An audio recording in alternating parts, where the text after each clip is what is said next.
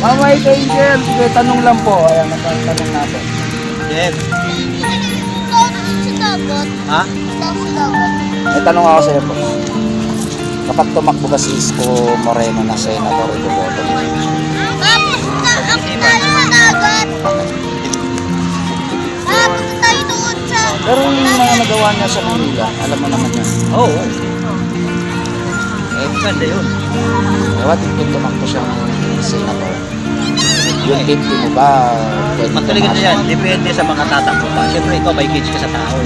Kung yung 12 na pipiliin, pasok ka sa doon na ano mo, sa Criteria. standard mo at saka sa mga unang mapipili. Siyempre, baka pumasok siya doon sa 12, sa Magic 12, diba? Pero kung mayroon kang may pumasok, kung may mas alam mo, mas kung pwede pa mas magaling, mas ano ka yan, may itatakbo.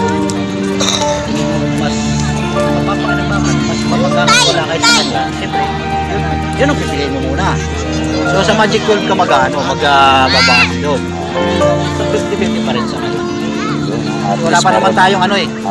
Wala pa namang nagdideklara kung sino-sino. Although meron na tayo mga Ano pa nasasabi. naman yan? Naitanong ko lang din naman kasi diba, alam naman natin na nag-declare na Laging first 12 naman ang pipiliin mo. Kung sino papasok doon sa ano mo, panlasa mo yung first 12 doon ka.